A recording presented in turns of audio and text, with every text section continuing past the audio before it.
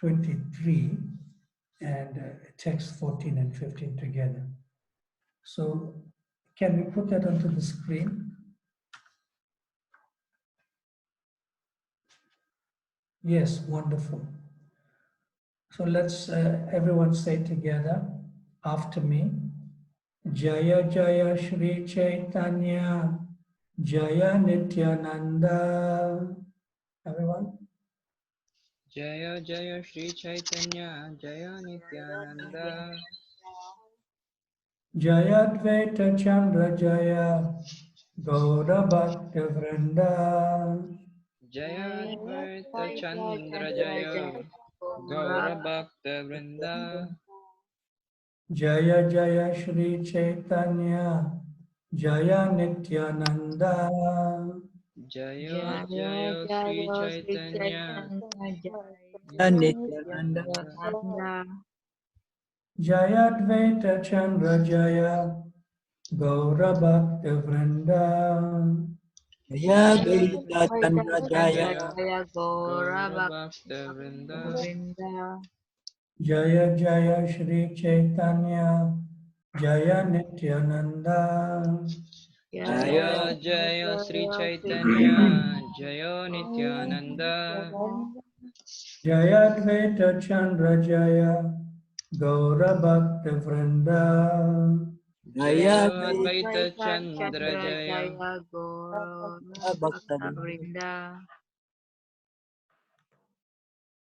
So we are reading from the Sri Chaitanya Charitamrita Madhya Lila, chapter 23, text 14 and 15.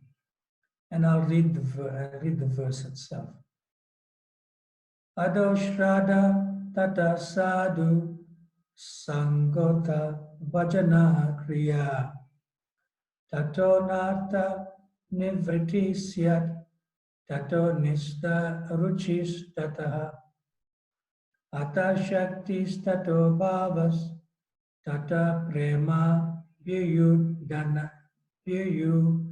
Danchati Sadhakam Ayam Premna Pradurbhave Bhavet Akramaha. Let's get to the translation. Translation by Srila Prabhupada.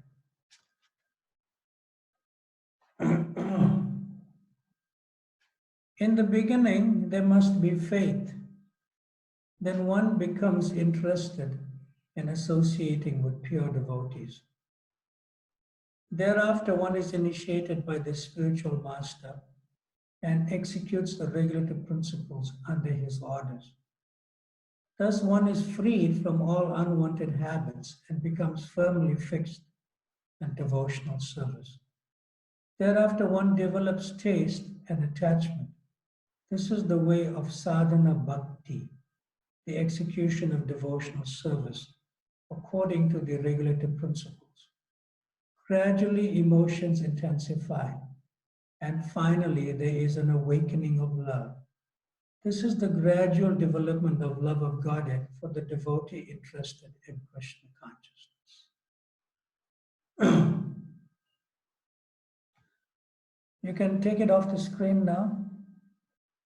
Om Jnana Timirandasya Jnananjana Shalakaya Chakshurun Militam Yena Tasmai Shri Guruve Namaha Shri Chaitanya Manobhistam Stapitam Jana Bhutale Swayam Rupa Kadamayam Tadati Swapadantikam Vanchakalpatarubhyascha Kripa Sindhubhya Evacha Patitanam Pavanabhyo Vaishnavabhyo Namo Namaha Jaya Shri Krishna Chaitanya Prabhu Nityananda Shri Advaita Gadadha Srivasadi Gaura Bhakta Vrinda Hare Krishna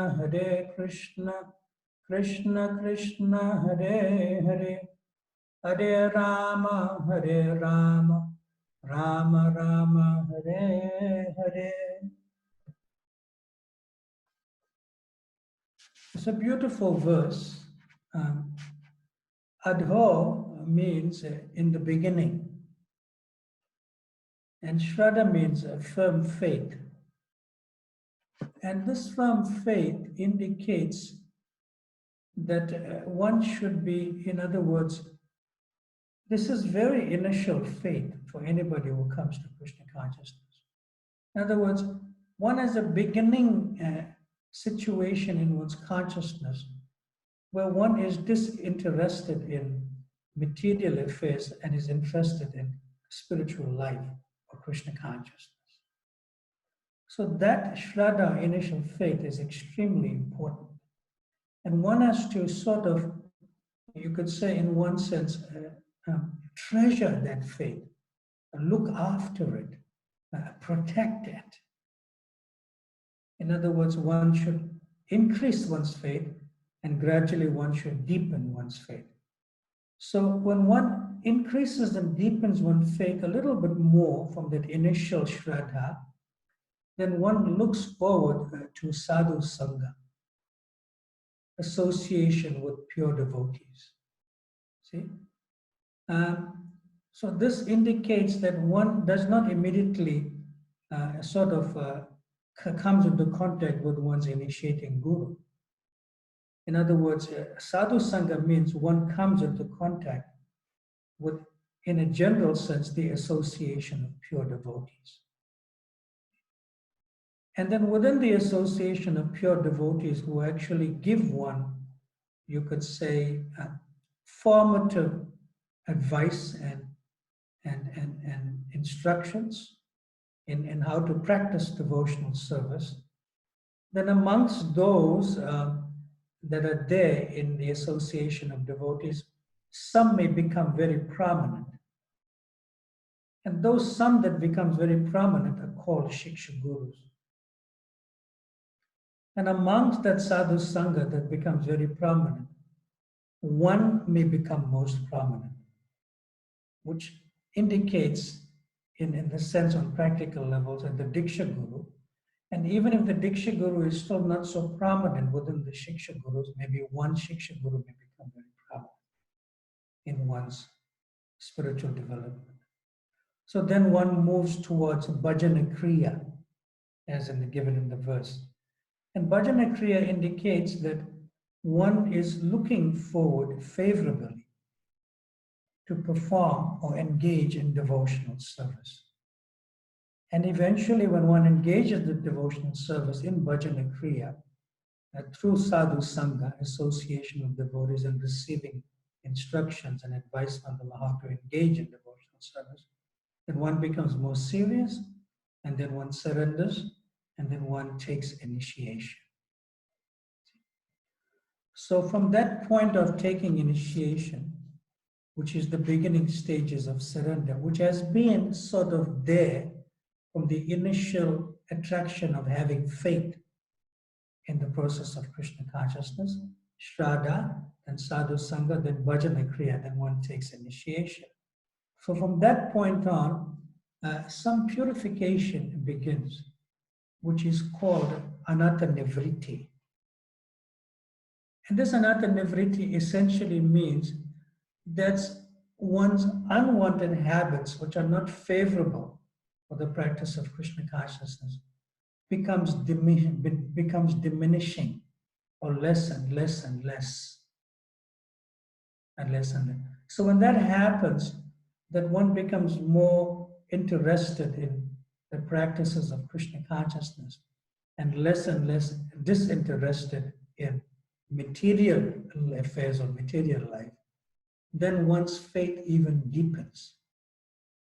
And when the faith deepens to the inner degree of the core of the heart, that comes to the point after Anatta Nivritti, that comes to the point of Nistha. And Nistha means fixed or firm faith. In other words, one cannot be shaken from Krishna consciousness, and one has that kind of internal firm faith. See? In order to maintain that firm faith, which is called a nistha, one relishes Krishna consciousness. In other words, you find like some sacred or sublime juice in Krishna consciousness. And that leads to ruchi, what is called taste. And once having tasted that, no activity in material affairs or material life becomes of one interest to one. That's the negative side, because of the positive taste of ruchi in Krishna consciousness, in the favorable and positive association of devotees. And when that happens, that taste, it flowers. In other words, it flowers into something else. One cannot live without the association of devotees. And one cannot live without engaging in devotional service. In other words, it becomes one's very existence, even while living in this material body. See?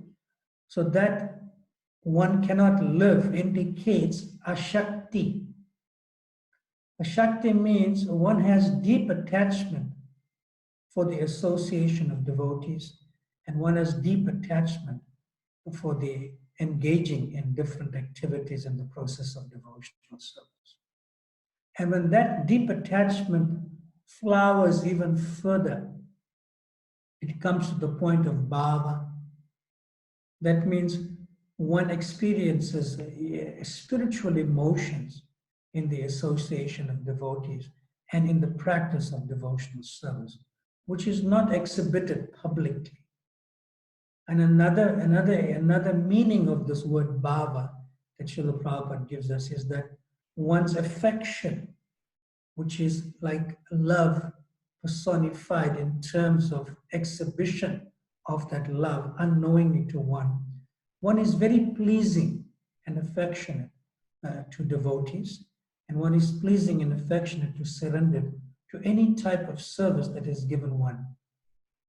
Irrespective whether one is able to do it or not, but one will be fully surrendered to serving in any practical services or activities in devotional service. And from that comes the supreme flower, that one is blooming fully, and that is called prema, or love for Krishna, and love for Krishna's devotees, and love for living entities who are not in Krishna consciousness, out of compassion for them. And this word is used in this verse. It's called sadhakama. That means this indicates that this is indicative for devotees that are practicing Krishna consciousness beautifully. From shraddha, faith, or which means disinterested in material affairs and becoming interested in spiritual life of Krishna consciousness, to sadhu sangha, which is the positive association beginning stages of pure devotees, and amongst those pure devotees that one associates with, and one will single out shiksha gurus, various devotees who are more involved in one's development of Krishna consciousness. And from the shiksha gurus, one will become prominent, and amongst the shiksha gurus, one may become initiated by that person, which is called bhajana kriya. And from bhajana kriya comes to the point of diminishing of all unwanted habits, and more interested in activities of Krishna consciousness and not in material life. That is called another nivriti. And when that happens, one is completely free with unwanted habits, and one's firm faith is there, which is called nishta, which leads to relishing Krishna consciousness, ruchi, and as a result, one becomes attached to devotees, and one becomes attached to engaging in devotional service, and one cannot do without it. It is one's very life, it is one's very nutrition, it's one's very, you could say, state of existence, which is called ashakti, which leads to having feelings of emotions in Krishna consciousness, of affection, of love for devotees in the process of devotional service. And this leads to loving Krishna, Krishna prema, love for Krishna. So this is the beautiful verses that actually comes into also in this text number 2 here. Now, there is another verse which I'm about to read about in the Nectar of Devotion itself. I'll just read it for you, and then I'll give you the Sanskrit from the Padma Purana thereafter. So in order, these formative stages of Krishna consciousness from Shraddha to Prema, which I just read, there's one regulative principle practically, the main chief regulative principle that governs all this. It actually governs all this. So we'll get to page 23 in the Nectar of Devotion in this chapter 2, which is the first stages of devotion. Get to page 23, and it's the last 2 paragraphs. It's written in the Padma Purana. Put it on the screen, please. Sure, Maharaj, I'm getting to it. Okay. Hare Krishna, Krishna Krishna, Hare Hare. Hare Rama, Rama Rama, Hare Hare. The Padma Purana. It says in the Padma Purana also the same process is advised. I got it. Okay. So I'm reading, everyone. You can see the screen or you can follow in the book on page 23 in your book, the second last paragraph. In the Padma Purana, also the same process is advised. There it is said that one should always remember Lord Vishnu. This is called dhyana, meditation, always remembering Krishna. It is said that one has to meditate with his mind fixed upon Vishnu. Padma Purana recommends that one always fix his mind on the form of Vishnu by meditation and not forget him at any moment. And this state of consciousness is called samadhi or trance. We should always try to mold our activities of our lives in such a way that we will constantly remember Vishnu or Krishna. That is Krishna consciousness. Whether one concentrates his mind on the four-handed form of Vishnu or on the form of two-handed Krishna, it is the same. The Padma Purana recommends somehow or other always think of Vishnu without forgetting him under any circumstances. Actually, this is the most basic of all regulative principles. For when there is an order from a superior about doing something, there is simultaneously a prohibition. When the order is that one should always remember Krishna, the prohibition is that one should never forget him. Within this simple order and prohibition, all regulative principles are found complete. Just let me read on, so then I can explain. Go back to that. Hare Krishna. I'm reading on in the next 2 paragraphs in a way. Okay. This regulative principle is applicable to all varnas and ashrams, the castes and occupations of life. There are 4 varnas, namely the brahmanas, priests and intellectuals, the kshatriyas, warriors and statesmen, the vaishyas, businessmen and farmers, and the sudras, laborers and servants. There are also 4 standard ashrams, namely brahmacharya, student life, grihastha, householder, vanaprastha, retired, and sannyas, renounced. The regulative principles are not only for the brahmacharis, celibate students to follow, but are applicable for all. It doesn't matter whether one is a beginner, a brahmachari, or is very advanced, a sannyasi.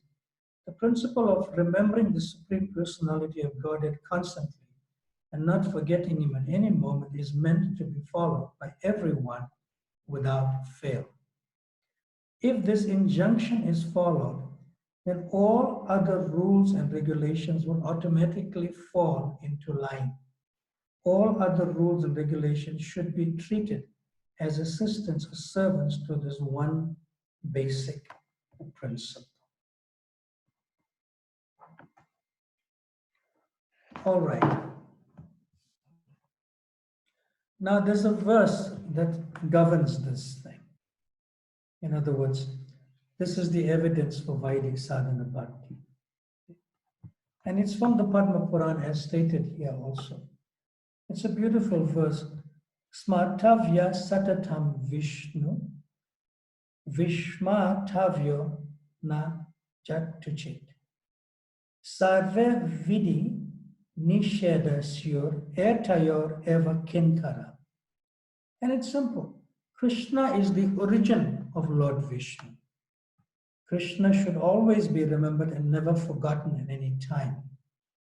All rules that we follow in Krishna consciousness, that means our prohibitions, mentions in the scriptures, are servants of this principal rule of always remembering Krishna and never forget him. So that is most important. Always remember Krishna and never forget him. In other words, whatever rules or regulations we are following, which will come in subsequent chapters to be discussed, this principal rule of always remembering Krishna and never forgetting Krishna governs everything. In other words, whatever we do in Krishna consciousness should make us, as it is stated, International Society for Krishna Consciousness.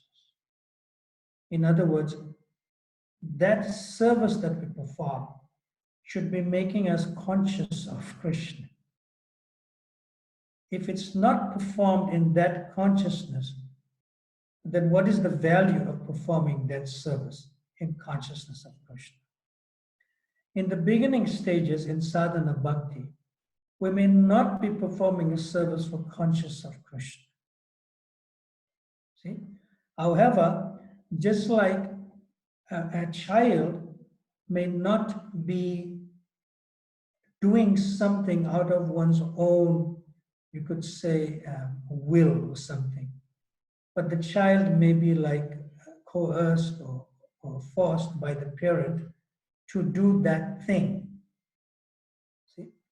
And when the child does it, although not feel like doing it, because the parent knows that this is the best thing for the child to do. The parent knows that.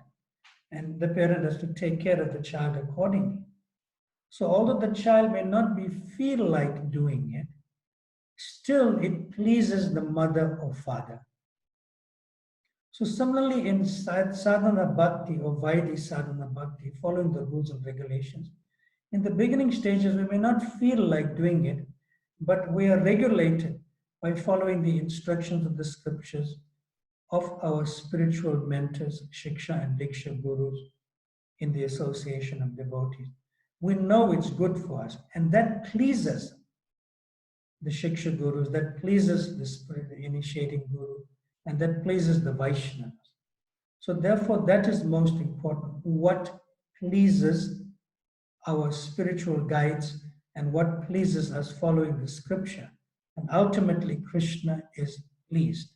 So that is called Krishna consciousness. It's very important to always remember why we are doing what we're doing in Krishna consciousness.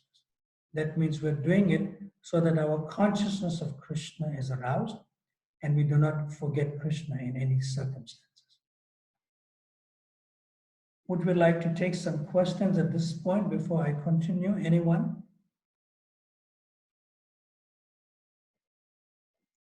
We are going to complete this chapter today, chapter 2, and then tomorrow we're going to chapter 3. Anyone for questions? Because there's more things about the chapter.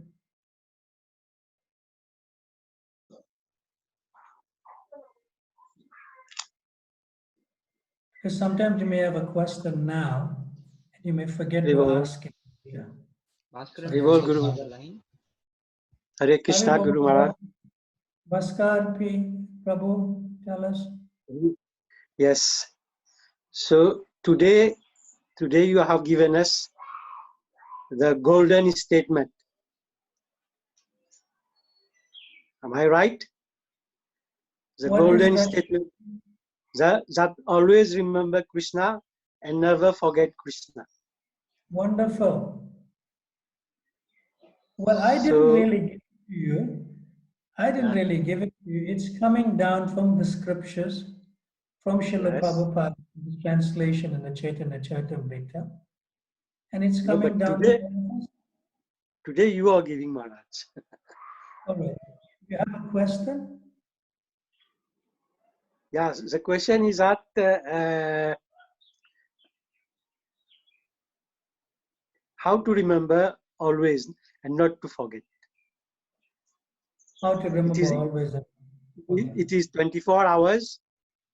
You Yes. are calling it I'll 24 give you hours. two.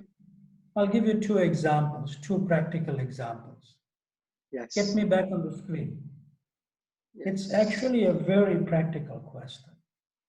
Yes. How to remember Krishna and never forget it. Very practical question. The first example is that, which actually happened, but I will sort of respect the person's name in the absence of the person. So I will say it in principle. There was one devotee mother, initiated a devotee mother, and she has a little child which is practically in the crawling stages. In other words, probably not even more than 6 months of age, a child. So that mother, the father was away at work and the older children were away at school. So the mother had to take care of the needs of the father and the other older children and send them off to work and school respectively. So she didn't have time to chant the rounds in the morning. She doesn't because of being dutifully for her mother. And also the little baby is there, 6 months of age. And the baby, she is beginning to crawl and so forth all over the place. So the mother tries to chant her rounds. And she gets a bit frustrated because she always has to also take care of the baby, who is so small. And she is trying at the same time to chant her rounds because the older children are only there to take care of the little baby on the weekend, but not during the weekdays. Now, this devotee mother, in a sense of innocence, I would say, she doesn't really have a very good relationship with the neighbor that's next door. And the neighbor next door is a sort of nice person, but this relationship has not been there good even before she became a devotee, this devotee mother. So it kept that way. See? And the devotee mother, her home was like one story, ground floor only. And the next door neighbor, who doesn't speak to each other here, the neighbors, she had two floors, the ground floor and another upper floor upstairs. And the devotee mother and the neighbor were living in a very, you could say, materially opulent area. And life was not so simple for them. It was quite complicated in the opulence. So they each have a swimming pool in the backyard. So the mother decided to take the little baby, the devotee mother, a 6-year-old baby, to the back next to the swimming pool and the gardens. And she started sitting on a garden chair and started chanting a japa. And she left the baby to just crawl around, which she normally does every day in that sense. But at this one particular day, while she was chanting a japa, now why she's chanting a japa? She's trying to always remember Krishna and never forget Krishna. But she was absorbed in chanting a japa and not noticing that the baby is crawling towards the swimming pool.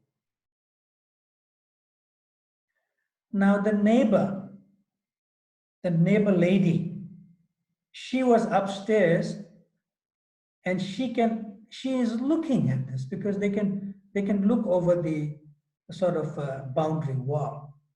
And she's looking that, this young little baby is going to drown.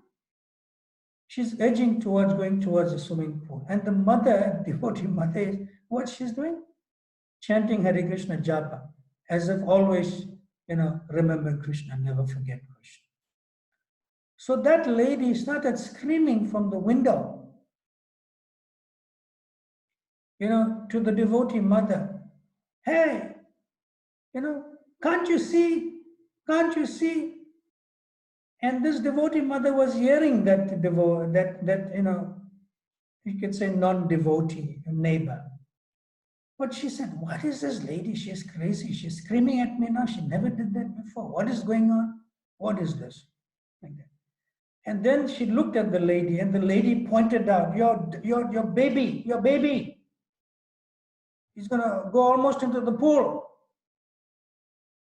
So the mother immediately didn't know how a bead bag flew out from her hand, and the beads flew out of the bead bag, and she ran and she rescued a little baby before she could go in the swimming pool.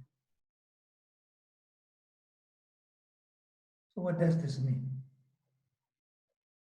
That the mother, the devotee mother, was always remembering Krishna and never forget Krishna? The answer is no.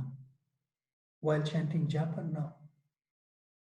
And Krishna arranged for the devotee mother to have a better relationship with her neighbor by the neighbor saving a child, and the relationships have become better.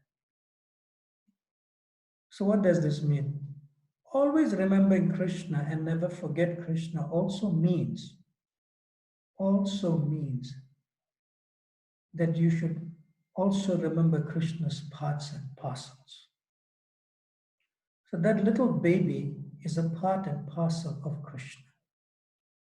And she was irresponsible as a devotee mother and was trying to go beyond the designation of devotee mother and chanting japa because she was trying to get a japa over with. I'm just going to finish my rounds. So therefore, always remembering Krishna and never forget him also is to responsibly do our prescribed duties to Krishna's parts and parcels. That means devotees or our family members that we are responsible for. Very important. I'll give another example, and then I'll come to the third one. This example is that Krishna and Arjuna were on the battlefield of Kurukshetra. See? So therefore, it was that day that they were going to the battlefield after Abhimanyu was killed. After Abhimanyu was killed. See? And Abhimanyu is connected as I think maybe the son or grandson, maybe. Anyway, I can't forget. Connected to Arjuna. See? And the person who was responsible, who orchestrated the whole killing of Abhimanyu, his name was Jayadratha. Jayadratha. So Krishna is driving the chariot of Arjuna, see, and he's telling Arjuna, look, you remember your son, Abhimanyu, how he was killed? See, because according to Kshatriya codes, it came to the point where Jayadratha was on the ground. And because Jayadratha was on the ground,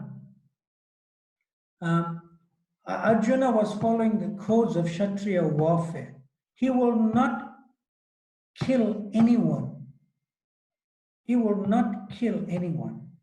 Well, prior to this is what happens. Arjuna took a vow the previous night that the next day, that if he doesn't kill Jayadratha, who was overall responsible of the planning of the killing of Abhimanyu, he will enter fire. He will light himself up into fire, and that will be the end of the war. Okay? So the next day, the entire Kaurava army, they protected Jayadratha. that if Jayadratha is not killed by Arjuna the next day, who he took a vow, then Arjuna has to enter fire and end his life. So the end of the battle would mean that when the sun fully sets. So because everyone was so engaged and engrossed in the battle, they will only know when the sun sets when it sets, because they were not keeping time. So Krishna, by his Yogamaya potency, like that, he somehow sort of made the sun set prematurely, like the clouds, making the sun set. And at that time, everyone put their arms down and put their weapons down. And Jayadratha came down from his chariot. He said, the sun has set. And he was like laughing and bickering and mocking Arjuna. Now you enter into fire. You couldn't kill me. That's the vow you took yesterday, because I was the architect behind planning the killing of Abhimanyu. He said, I now am requesting you enter into fire. At that time, Krishna, he lifted that cloud and the sun came out again, because it was not really sunset. See? And Arjuna is looking at Jayadratha, weaponless, not on his chariot, on the ground, screaming and mocking him. And then Jayadratha sees that it was not really sunset. It was an illusion by Krishna to create as if it's a sunset. And then Arjuna doesn't know what to do. He doesn't know what to do. He's looking at Krishna and he's saying, well, I cannot kill him because he is not having any weapons. How can I kill an unarmed man? A Kshatriya will not kill another Kshatriya who was unarmed. I cannot kill him. So Krishna said, how did they kill Abhimanyu? They surrounded him. All these Maharathis, the best of the Kauravas, they surrounded him. He was also weaponless. And he was mercilessly killed by so many of them put together in us. And Arjuna was, and Abhimanyu was inside in a circle. So Krishna said, you remember Abhimanyu. You don't remember me. And you don't remember Dharma. Kill him. And Arjuna took out his arrow and remembering Abhimanyu, his son or grandson, remembering him, he killed, this personality. He killed him. So here, Arjuna was remembering his family member. He wasn't remembering Krishna. On the order of Krishna. On the order of Krishna. So becoming Krishna conscious means sometimes you have to give up Kshatriya Dharma. And sometimes you have to remember your family members on the desire or order of Krishna to take care of them more in that sense. So that's the second example. The third example of how to always practically remember Krishna and never forget Krishna. And I've given this several times, but I'll give it again, and you can give any other example in that regard, in that field of activity of devotional service. Is that, a devotee goes to the flower market. See? And that devotee, is sort of has maybe 4 rounds of japa left in the morning. And he goes to the flower market at 10 o'clock in the morning. So when he goes to the flower market, what happens? The devotee, because he's like feeling, I haven't chanted my japa completely. I have 4 rounds to complete for 16 rounds. And Prabhupada says in the forthcoming classes we'll do, that how to always remember Krishna and never forget him is to chant at least 16 rounds daily, which is the most essential instruction of the spiritual master, which I'll quote later on in forthcoming classes. So he was thinking, now, for me to always remember Krishna and never forget him, I'll chant my japa while I'm going to buy flowers. So he comes to the flower market and he sees the flower person who he always buys flowers from, and trusting that the flower person will not cheat him, he says, look, can you pick the flowers out for me, and give me a cheap price. And while he's doing that, while the flower person is choosing all the flowers, he's chanting his japa, Hare Krishna, Krishna Krishna, Hare Hare. Hare Rama, Rama Rama, Hare. And then he's looking at the flower person. He says, hey, why you chose that? Give me that one. Then he said, okay, I'll take it. Then he asked the flower person, how much? And he just takes the Lakshmi from his pocket and he just gives the flower person. And nonchalantly, he just takes all the flowers, puts it in the vehicle, and chants his japa while driving and coming back. Also. Now, another devotee goes the next day to buy flowers. And he has completed his japa. Okay. So when he goes to the flower market, he looks at the flower person, same person that he buys flowers from. And this devotee is more careful. He is very conscious of what he will do. He personally chooses the flowers himself, because that's bhakti. And he personally negotiates for a lower price with the best flowers, not yesterday's flowers which are wilting. And he gets a lower price and the best fresh flowers, and he brings them. But when he's about to take the flowers from the flower person in the flower market, immediately he drops dead. Some heart attack, and he drops dead at the flower market. And what is remembering? What was he doing in the last moment? What is remembering? Oh, flowers, flowers, flowers. He's remembering flowers. But for who? He was buying flowers for Krishna. Although he was remembering flowers and not remembering Krishna, he was engaged in devotional service. Because buying flowers for Krishna is that you have to be conscious of you getting the best flowers, and you also have to be conscious of not paying a higher price when you can pay a lower price. So he was consciously doing his service to buy flowers, which has nothing to do with directly remembering Krishna and not forgetting Krishna. But it has everything to do with engaging in devotional service for Krishna's pleasure. So therefore, it has everything to do with always remembering Krishna and never forgetting. And when he left his body in the flower market, he went back home, back to Goloka. And his name is Vanamale Das. Van means forest. Male means Male, M-A-L-I, means flowers. So he is the servant of that person whose name is Vanamale, who wears a forest flowers which is made into a garland. And he went there. Whereas the devotee went the previous day, he was not conscious of doing that service to get the best flowers, and he also paid a higher price. And at the same time, he was chanting his japa inattentively. See? So therefore, it is important that how to practically apply how to always remember Krishna and never forget him. It is very important. For example, you may be chanting your japa to always remember Krishna and never forget him in the morning. See?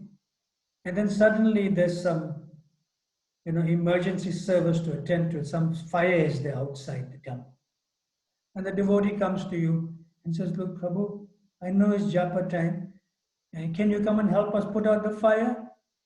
And the devotee tells you, no, can't you see I'm always remembering Krishna and never forget him. I'm chanting my japa. Now, any fool can understand that this devotee, this is Krishna's property. It's on fire. He must immediately leave whatever he's doing and go and save Krishna's property. And in saving Krishna's property is saving Tulsi Maharani, because the fire was coming close to Tulsi Maharani. See? So therefore, to always remember Krishna and never forget Krishna is very, very important of how to apply that principle on a practical level in the activities and engagement in devotional service or activities related to Krishna favor. So I've given several examples to Bhaskar. Wonderful, Thank amazing, you. nice quest. Thank you very much. Thank you. All right. Do you have any more questions for now before I move on? No, for me, no. For Okay. others, Other devotees. devotees? Hare Krishna Maharaj, there is a question asked in the Zoom chat from devotee named Shankya Rasa Mataji. So So she's, Mother Shanti Rasa Mataji, yes. can So she come onto this? Can you come to the screen or not? she says she's not so comfortable showing her face now. That Okay, Mataji, what's the question? Tell it to us. the question is, what does the phrase Sadhana Bhakti cures the conditioned soul of his madness under the spell of Maya means? That's the question. Yes, that is there. Sarana Bhakti, repeat that. Sadhana Bhakti cures the conditioned soul of his madness under the spell of Maya. Yes. Sadhana Bhakti means when you practice devotional service, in the beginning stages, two things happen. Two things happen. Is that one will realize that one is in Maya, and that's becoming Krishna conscious. You see, there was one wonderful devotee. He's a great leader in our movement even today. Like that. He told Srila Prabhupada, sometimes I'm in Maya. Srila Prabhupada said, don't talk nonsense. You're always in Maya. So what happens is when you come in the same stages of practicing Krishna consciousness and sadhana bhakti, is that we know that before we became Krishna conscious, or before we engaged in devotional service with faith in the association of devotees, Shraddha, Sadhu Sangha, and Bhajana Kriya, we didn't know that we are in Maya. Like you get all these people in the material world, we feel very sorry for them. That they are engaged in activities that are in Maya. And they really don't know that they are in Maya. They're in the innocence of their ignorance. And our hearts go out to them that they are suffering so much. But when you come to sadhana bhakti or devotional service and practice, the first realization that hits you, wow, I used to be like that. I used to be like all these people who are in Maya, who are in illusion in the material world and engaging in illusory activities as a temporary and only brings misery to Kalayama Shastra. So that's your first realization one has. And one should keep that realization of not to go back and be like them and also help them to come to this point. See? So therefore, a non-devotee who's in the innocence of his ignorance, that devotee doesn't know that he or she is in Maya. But when a devotee becomes involved in the practices of Krishna consciousness and sadhana bhakti in initial stages, then the first realization the devotee said, oh, now I know that I am in Maya. Whereas the non-devotee does not know that one is in Maya. When you become a devotee, then you realize how much you was in Maya. And that is becoming Krishna conscious. When you know that you have to so much, you're so much still attached, at least maybe in the mind and not in activity, to activities in the material world. So it saves one from this dark existence in the material world, which is the kingdom of illusion or Maya. Ask the Mataji if that is all right. True, Maharaj. Is there other questions? Before I continue, I'd like to continue, but if there's other questions, I could take it now in relation to She replied, discussion. thank you and all good. All good. Thank you very much. Anyone else? Maharaj, I have a question, Maharaj. Yes, come onto the screen. Let me see fully. Hare Krishna Maharaj. Maharaj, my question is, Maharaj was telling about the spontaneous in the sadhana bhakti, where a particular devotee will spontaneously do a particular service, because spontaneously does the service, each person uniquely does the service. But this came to my mind that is that attachment to serving rather than attachment to service rather than attachment to serving, because they are just spontaneously does that service in particular. Yes, it's a very important point you made. Get me back on the screen. Okay, Maharaj. I mentioned this in some few sessions before, a few days ago, that we should become attached to serving and not be attached to a particular service.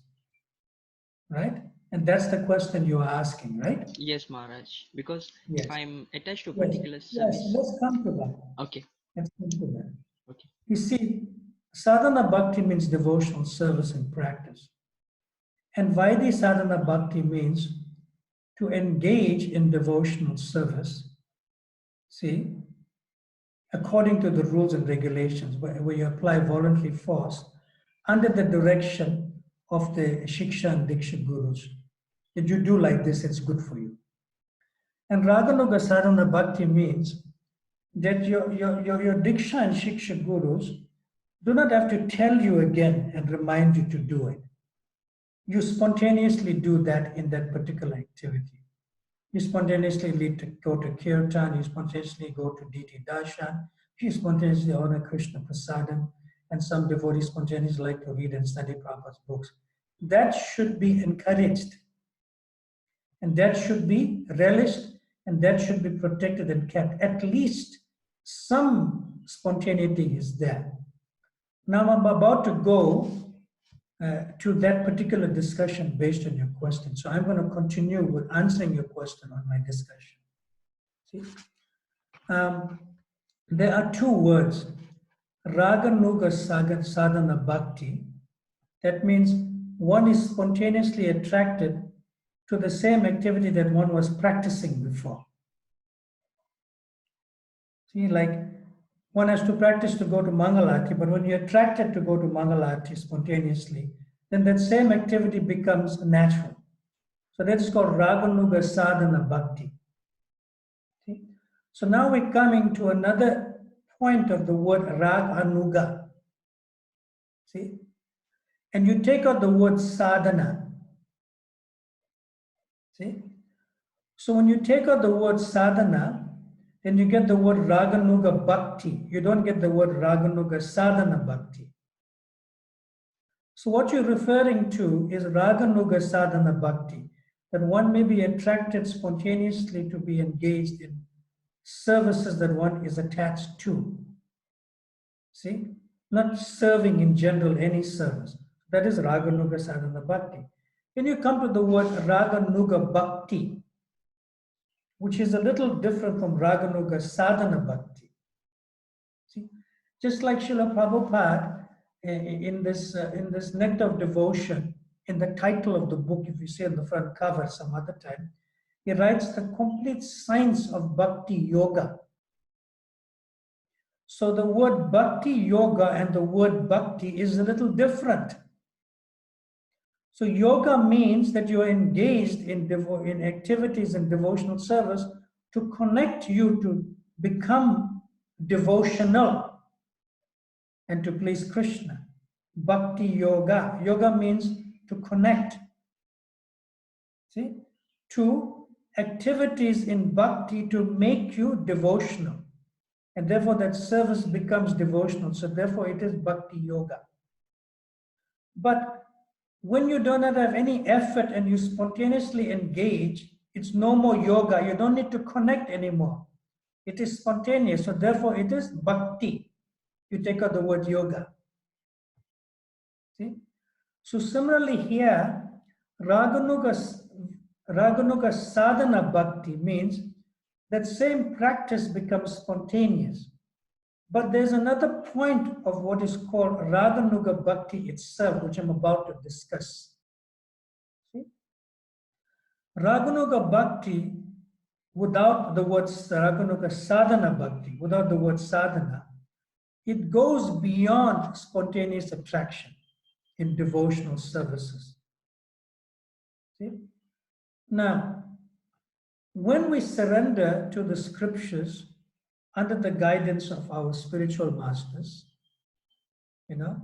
we begin the regulative principles of devotional service, which is called Vaidhi Sadhana Bhakti. Then it comes to the point of bhajana kriya.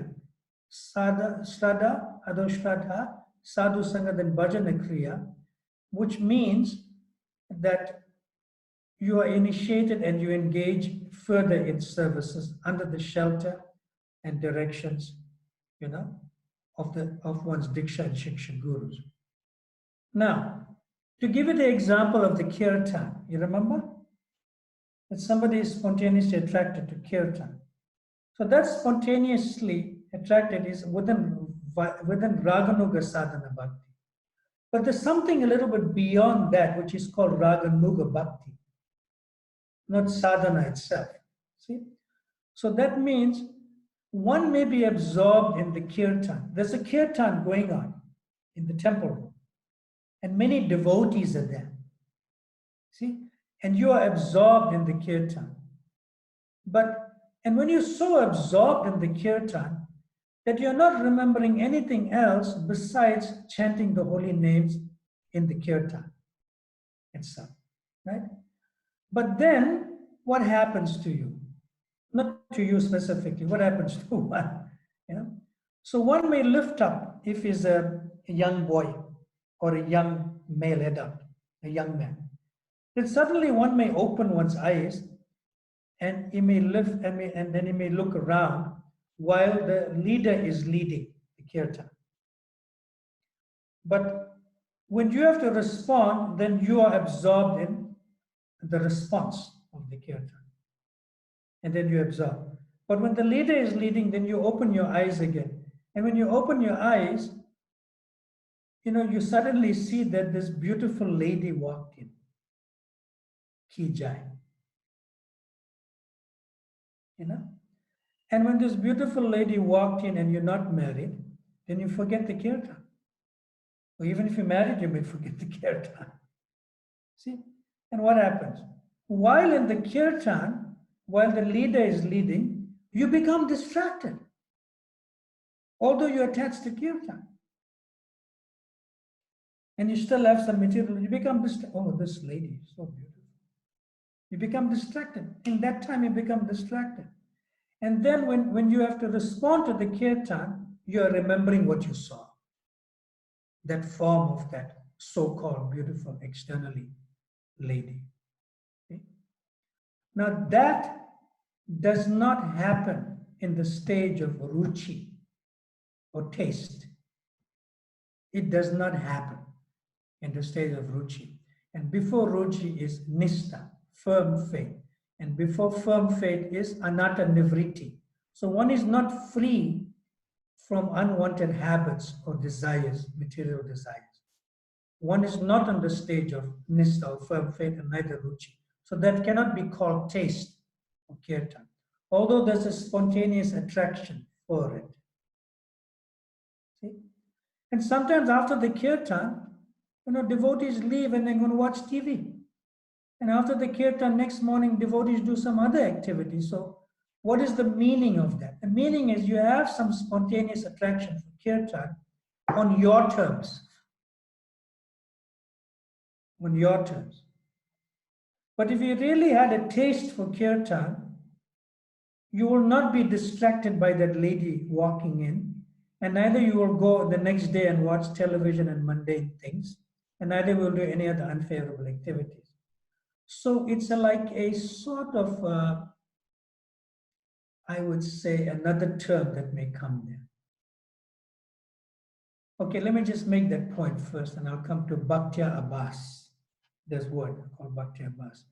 In other words, temporarily we're absorbed in the kirtan, but actually we still have some deep attachments. And when the objects of those attachments are present in front of us, we get diverted from the absorption of the kirtan. We get distracted. Okay? So ruchi means basically that you have taste and not temporarily.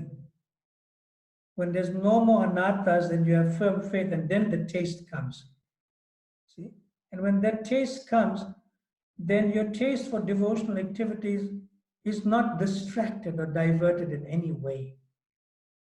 So that is a very advanced stage, actually. Very, very advanced stage. See?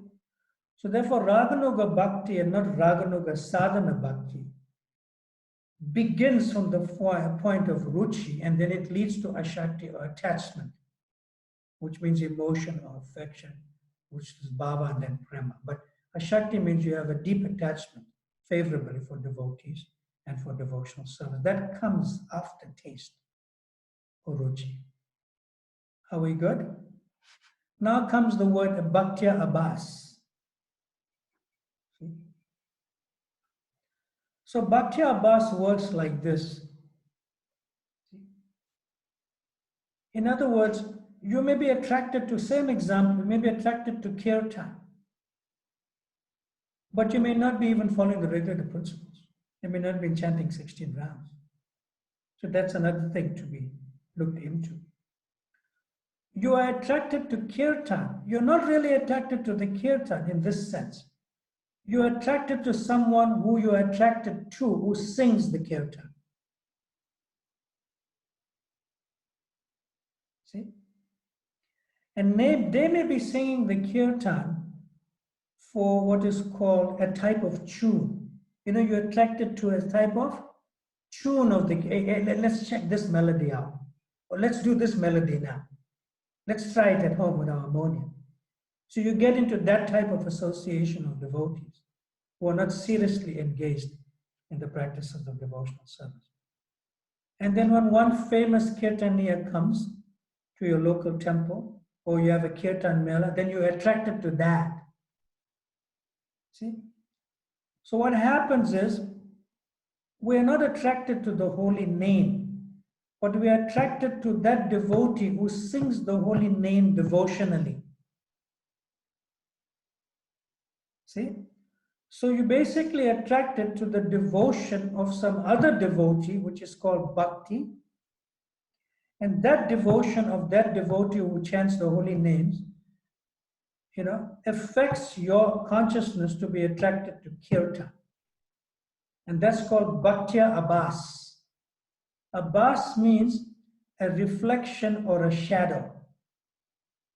So the bhakti or devotional singing of that kirtan leader enters your consciousness as bhaktya abhas.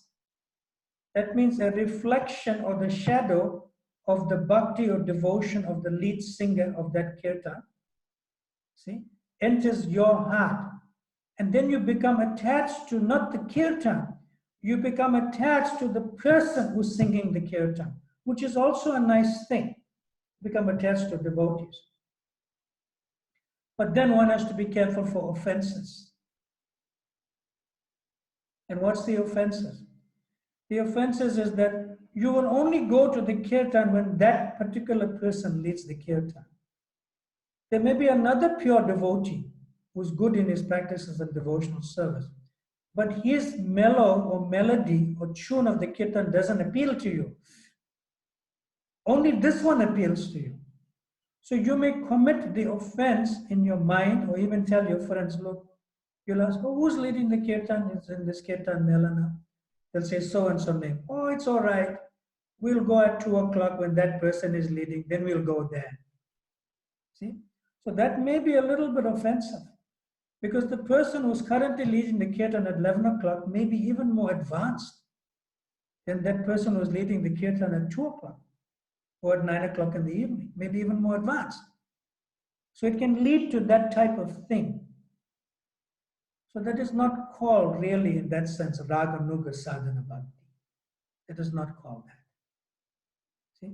So I'm giving you one practical example of how this is understood.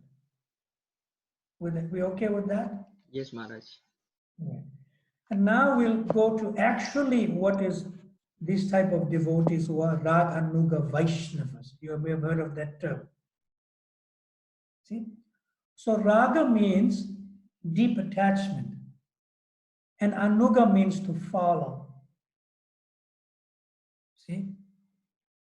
So Raganuga devotee is a very elevated stage actually. It practically comes on the stage beyond Ashakti, and it comes on the stage of Bhava, which means one is having some affection and there's some emotion that one feels internally, which is not exhibited in public, but exhibited to devotees naturally, it comes out, who are on the same level unknowingly to one who exhibits that emotion or affection. See? So when raga means deep attachment and anuga means to follow, so what does it mean? That person who has deep attachment for Radha and Krishna, also for the devotees and for devotional service, that person is inclined in his internal state of consciousness to follow one of the eternal associates of Krishna in Vrindavan. And one of the eternal associates of Krishna could be Nanda Maharaj, Mother Yasoda, a coward boy known as Subal, another coward boy known as Sudama, or Sridham, or Shtoka Krishna, or one of the gopis, Lalita or Vishaka, one of the Manjaris, Rupa Manjari or Rati Manjari, or even Srimati Radharani. One is inclined to follow one of those eternal associates. But a Raganuga Vaishnava must follow another Raganuga Vaishnava for that to happen. This is very, very elevated consciousness internally, which is not really exposed in public. It's very guyatamam, it's very confidential and intimate. This deep attachment for Krishna, which is beyond the regulative principles. Why? Because they do not have any inclination to break the regulative principles and other regulative principles to follow, because they always remember Krishna and not forgetting Krishna. So when the residents of Vrindavan do not need to follow any regulative principles because they have spontaneous love for Krishna, which they are called Raganuga Vaishnavas, because they follow in the wake of one of the eternal associates of Krishna like Nanda and Yasoda. And that term is called Ragatmika. So Nanda Maharaj and Mother Yasoda and Radharani and Balaram, they are called Raga, deep attachment, Atmika. That means their very Atmas or souls naturally, eternally have deep attachment and affection for Krishna. See? So therefore, devotional service which follows in the wake of the love of the residents of Vrindavan is called Raganuga Bhakti. If someone becomes attracted by such devotional service to following one of Krishna's associates in Vrindavan, then he can also at the same time practice Raganuga Bhakti. So therefore it's called Raganuga Vaidhi, not Raganuga Sadhana Bhakti. But that practice is under the direction of another Raganuga Vaishnavas to follow a certain resident of Vrindavan. See? So therefore, the living entity, the Atma, the soul, it has an eternal seed of an eternal relationship with Krishna. See? And therefore, someone may engage in Vaidhi Sadhana Bhakti and perfect that, but may not be attracted to the devotional service of the eternal residents of Vrindavan. But someone may be attracted to Narayan, Lakshmi Narayan or Sita Ram and so forth. So that Raganuga Bhakti does not fit there because that takes the person to Vaikuntha. See? So therefore it is important to understand this. Now I will end today after taking more questions. See? You asked a question that led me to this particular discussion from my notes also. But I'll end today about Srila Prabhupada's causeless mercy. In other words, he has given us something in the morning program that even if we are not deeply attached to one of the residents of Vrindavan, still he has given us something by his causeless mercy, where as a Raganuga, where one has got ruchi or actual taste, not being distracted even during a kirtan. See, like that. That how you connect that to one of the ragatmikas. In other words, ragatmika means one of the eternal residents of Vrindavan within our sadhana bhakti, within our following the regulative principles. I'll discuss that towards the end after taking more questions now, if you have. Anyone? Rasika Chandra Prabhu have a question, Maharaj. Okay. Krishna. Krishna Prema Pradayaka, can you hear me?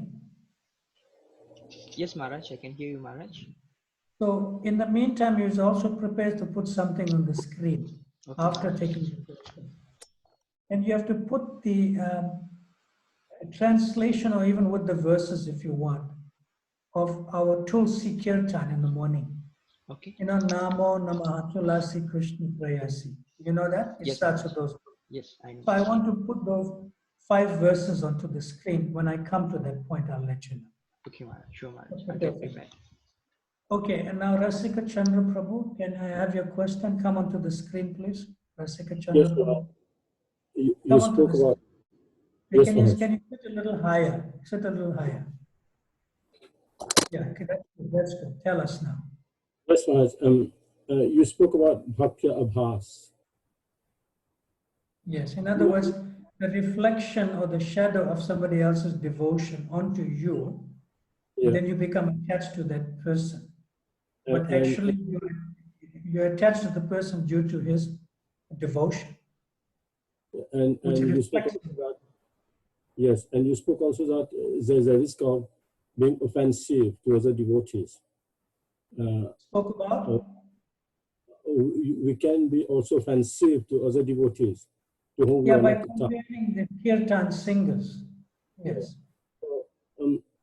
Practically, we On a see very that. advanced stage, before you ask your question, on a very advanced stage, one will hear the holy name from anyone who sings. Yeah. Because one is hearing the holy name. Yeah. So that was my point to make that. As soon as there's some kirtan and that person is like a regular devotee who's following the regular principles, then one should go hear the holy name. Yes. So that's on a very, very advanced level where one doesn't make any discrimination. But if one discriminates, one can actually, it may lead to Vaishnava aparat, so one has to be careful for that. Now what's your question? Come onto the screen. But practically it happens with Chandra artists. Prabhu, do you have a light on in your room? A light? Yes, Put it on it's at the back. behind you. Yeah, behind me. Is the light on? Yes. Okay, so that means you'll have to get some lighting that can see you. Anyway, I can see you, but not so bad. I can see you. Go ahead with your question. Okay, sorry, Raj. Yes. Practically, I want to ask you that in our practice of devotional service, we sometimes come to some situation like we are attached doing service with a specific devotee and not with another You are devotee. attached to serving with a specific devotee. Yeah. Like That's all. That's all right.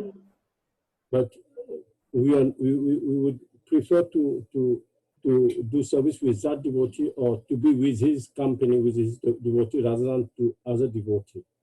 So But there's that's based on relationship, right? yeah. That's And based on. So if there's a relationship, naturally you will serve with those particular devotees. But if you don't have relationship with other devotees, it doesn't mean to say you're offensive to them. No. In other words, I don't know the devotees in like in a crowd of devotees, but I know some devotees. You understand? yes. In your community. So that's relationship. So relationships are fine. But it doesn't mean that you are offensive to other devotees that you cannot serve with because it's based on relationship and faith. What's your question? Come back on the screen.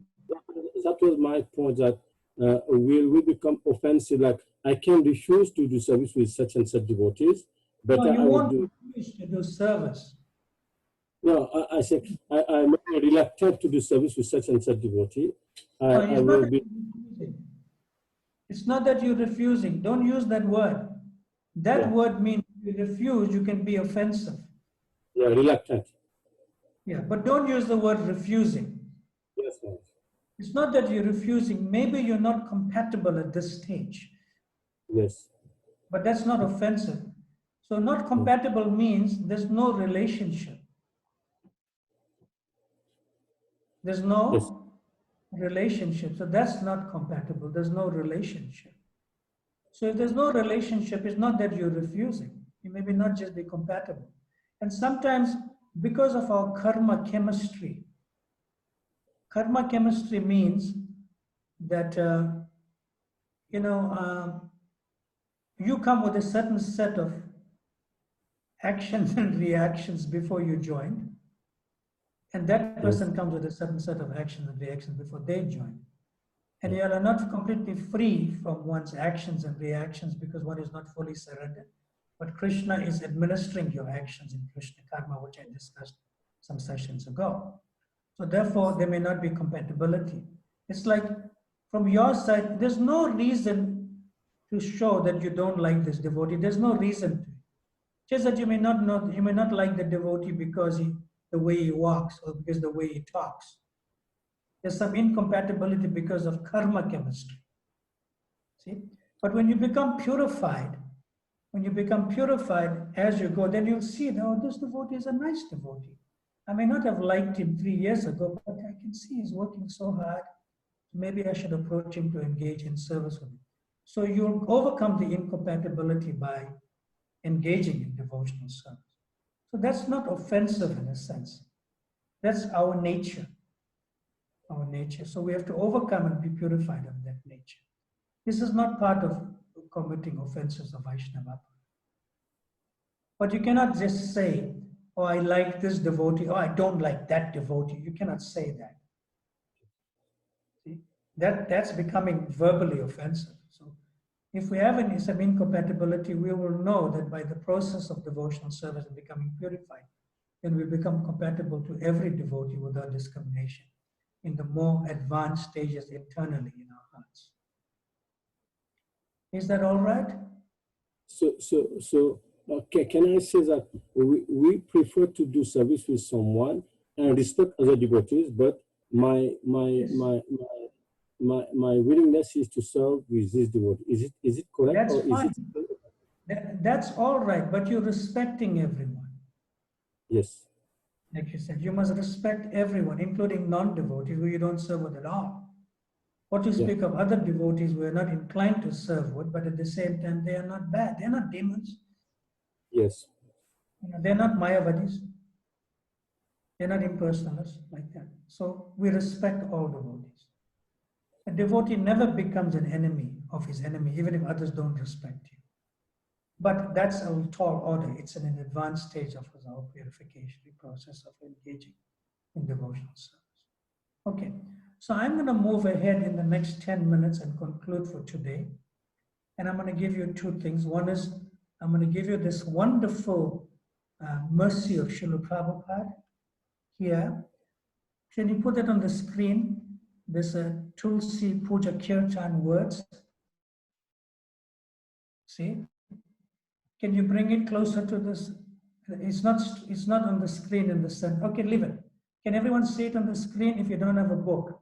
I mean, oh, it may not be in your books actually. So these words, Namo Namaha, Tulasi Krishna Prayasi, Namo Namaha, Radha Krishna Seva Pavo, Hey Abhilasi, Ye Tomara Saranaloy, Taravancha Purna Hoy, Kripa Kori Koro Tare, Vrindavanavasi, Morahe Abhilas, Vilas Kunja Diovas, Nayane Hiribo Sadha, Yugala Ruparasi, E Nividanadara, Sakiranu Gata Koro, Seva Adi Karadiye, Koro Nijadasi, Dina Krishna Dasa Kor, Eyana Moravo, Shri Radha Govinda Preme, Sadayana Vasi. Let's go to the translation. Please go. See the number 1, it says, O Tulasi, beloved of Krishna, I bow before you again and again. My desire is to obtain the service of Sri Sri Radha and Krishna. Now, who prays like this? Keep the words on the screen. Who prays like this? A person who's a Raganuga Vaishnava. Who's a Raganuga Vaishnava. A person who wants to follow in one of the eternal associates of Krishna, who's a Ragatmika devotee. And this is Vrinda Devi, Tulasi Maharani. Vrinda Devi. Now, Srila Prabhupada has given us this in our sadhana bhakti in the morning. I mean, personally, I'm not qualified for this. Personally, I feel, how can I pray to Tulsi to be obtaining the service of Sri Sri Radha and Krishna? And I offer my obeisance, I bow down before you again and again. But Prabhupada has given us this because we know that Prabhupada is a Raganuga Vaishnava. We know Srila Rupa Goswami is a Raganuga Vaishnava. See? And even if one is not qualified, this is the highest level of prayer of a Raganuga Bhakta or Raganuga Vaishnava, which is not Raganuga sadhana bhakti. This is Raganuga bhakti itself. So I'll read the translation and you'll see how high this is and how deep is this. O Tulasi, beloved of Krishna, I bow before you again and again. My desire is to obtain the service of Sri Sri Radha Krishna. Whoever takes shelter of you has his wishes fulfilled. Bestowing your mercy upon him or her, you make him a resident of Vrindavan. That's what we want.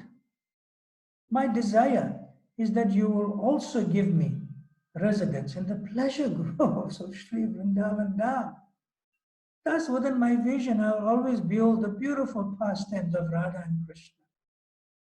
See?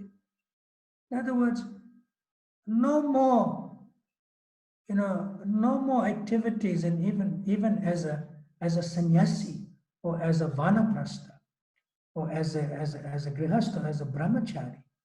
This is amazing. This is the topmost level of a consciousness of a devotee. And number 4, I beg you to make me a follower of the cowherd damsels of Vraja. Let me follow the gopis, in other words. Please give me the privilege of devotional service and make me your own maidservant, like a manjari to a gopi. A manjari is maidservant of a gopi who is a cowherd girl. See? This very fallen and lowly servant, which means Krishna does praise, may I always swim in the love of Sri Sri Radha Govinda. It's such an amazing prayer. And Prabhupada has given us this in the morning program. After Mangalarti and Kirtan, that means Shishi Guruva Astaka prayers, where we sing Samsara Dava Nalalida Loka Pranaya Karunya Ganaganatvam. See? And then we sing Kirtan. Prabhupada's pranam mantras, Panchatattva mantra and Hare Krishna Maha mantra. And then we go on to Nishingadev's prayers. And then we do Tulasi Kirtan and Tulsi Puja. That is so important for us. Every day, if possible, we should do Tulsi Puja and water Tulsi and Sakya Tulsi every day if possible. If you cannot do that, at least have a Tulsi plant at home and, offer these prayers to her. Just say these prayers in the morning and say the translation. And then water Tulsi and circumambulate around Tulsi and also chant Hare Krishna Japa. After Tulsi Kirtan, we chant Japa. Such an amazing. Personally, I am not on the level of this Raganuga Vaishnava. I'm not at this level, but Prabhupada has given us this. It's given us that although we are not eligible, although one is not eligible to be on this level, but by practicing it to perform Tulsi Puja and Tulsi Kirtan, we will become eligible. And it's completely bona fide, given to us by Srila Prabhupada. Completely bona fide. So put me onto the screen. Now finally, I'll give you one short pastime of Srila Prabhupada. Now, one innocent young lady, disciple of Srila Prabhupada, she approached Srila Prabhupada in the other association of devotees in that meeting with Srila Prabhupada. And she said, Prabhupada, I have read in the Nectar of Devotion, which is like the advanced chapters in the Nectar, after chapter 19. I have read in the Nectar of Devotion that one should follow an eternal resident of Vrindavan. I may have said this in one class also, a few weeks earlier. Yeah. But I'll just shorten it. So she said, Srila Prabhupada, I'm not sure whether I should follow Nanda Maharaj. And Prabhupada said, But then I was thinking maybe I should follow Mother Yasoda.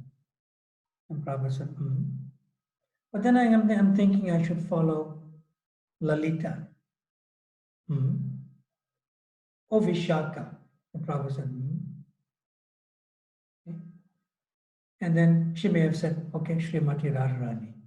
And Prabhupada said, And then she asked Prabhupada the question. I'm a little bit confused in that sense. And I do not know who to follow as one of the eternal residents of associates of Krishna in Goloka Vrindavan. See, could you please instruct me in that sense? And Srila Prabhupada, opened his eyes wide, and he practically shouted of her. And he said, don't you know that I am that resident of Vrindavan? And that was it. So apart from Srila Prabhupada being a Raganuga Vaishnav, and in his inner identity, we also know he is a Ragatmika devotee, one of the eternal residents of Vrindavan.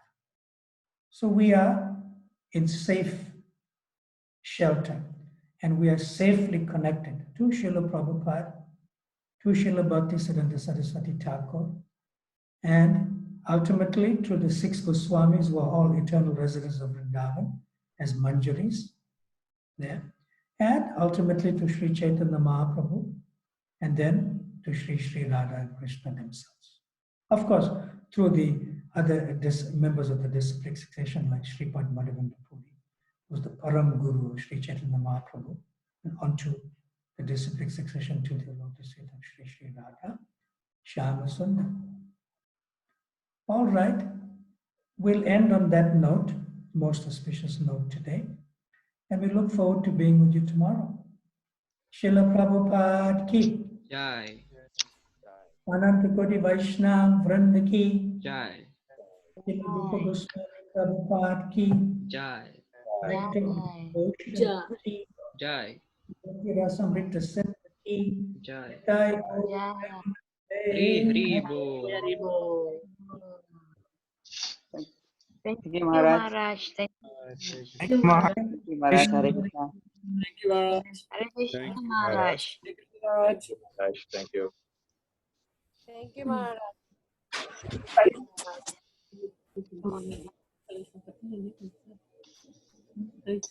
Hare Krishna, Maharaj.